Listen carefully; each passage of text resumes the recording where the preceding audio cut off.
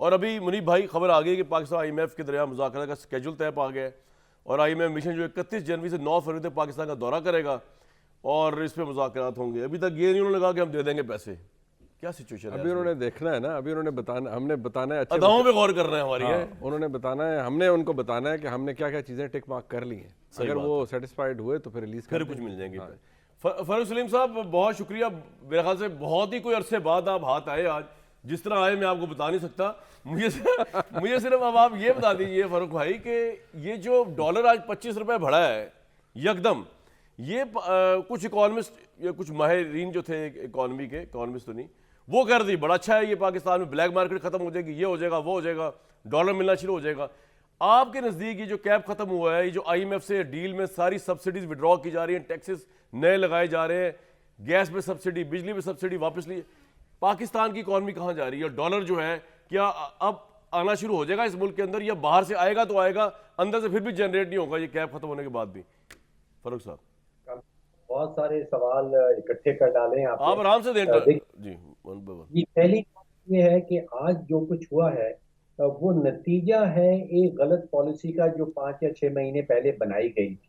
اور وہ پالیسی یہ تھی کہ ہم نے مصنوعی طریقے سے روپے کو جو ہے وہ ڈالر کے سامنے اس کی قدر کو روک کے رکھنا ہے.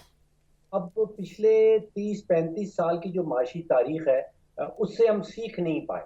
دیکھیے, یہ کوشش کو 31 سال پہلے بینک آف انگلینڈ نے کی تھی اور وہ بڑی بری طرح فیل ہوا. اب آپ سوچئے اگر بینک آف انگلینڈ جیسا ایک تکڑا سینٹرل بینک جو ہے وہ یہ کام نہیں, تو پھر اسٹیٹ بینک آف پاکستان کہاں کا گیا؟ تو ایک تو یہ نتیجہ ہے اس پالیسی کا جو 5 یا 6 مہینے پہلے بنائی گئی تھی اور وہ غلط پالیسی تھی. اب فیوچر کی طرف اگر آپ جائیں تو میں سمجھتا ہوں کہ یہ اس step in the right direction. یہ ایک سیدھی سے ایک اچھی سمت میں ایک پہلا قدم اٹھا لیا گیا ہے کہ ہم نے جو حقیقی ویلیو ہے روپے کی, جو مارکیٹ ڈٹرمن کرے گی. دیکھیے, دنیا میں کسی انسان کو یہ پتا نہیں ہے کہ روپے کی قیمت ہونی چاہیے. یہ صرف مارکیٹ جس کو ہم کہتے ہیں. فاروق صاحب چلے مارکیٹ کرے گی, مجھے اس کی امپلیکیشن بتائیں نا سر. لوگ زیادہ انٹرسٹڈ یہ جاننے میں ہیں آپ سے کہ اب یہ جو ڈالر 25 کیا 25 پہ رک جائے گا, یا ابھی یہ ہر روز 25 بڑھے گا جو پوزیشن چل رہی ہے؟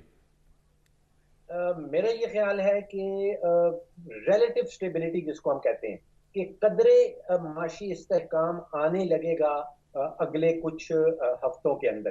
مہنگائی کی ایک نئی لہر ضرور سامنے آئے گی. اور ایک چیز اور کامران صاحب, میرا خدشہ یہ رہتا ہے کہ جو غلطیاں, جو معاشی غلطیاں ایک حکومت کرتی ہے, وہ ان کا سارا الزام جو ہے وہ پچھلی حکومت پہ ڈال دیتی ہے. اور کبھی ایسے بھی ہوتا ہے کہ ایک حکومت جو ہے وہ اپنی معاشی غلطیوں کا سارا الزام جو ہے وہ اسٹیبلشمنٹ پہ, فوج پہ ڈال دیتی ہے. یہ ہم نے دیکھا کہ عمران خان صاحب کی حکومت کے دوران کوئی 4 تو وزرائے خزانہ نئے آئے, ایک گیا دوسرا آیا, 6 یا 7 دفعہ ایف بی آر کا چیئرمین جو ہے وہ بدلا گیا.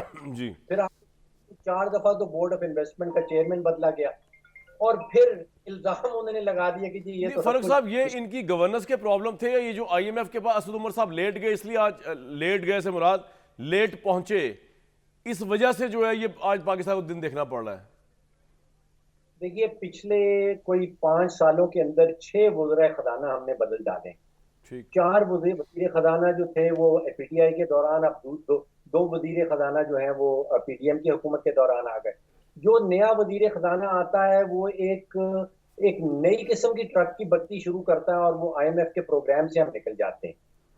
تو پرابلم تو یہ ہے کہ یہ جو آئی ایم ایف کا معاہدہ تھا یہ 2019 میں وزارت خزانہ نے, حکومت پاکستان نے آئی ایم ایف کے ساتھ کیا تھا, اور پھر ہم خود ہی اس کی خلاف ورزی شروع کر دیتے ہیں.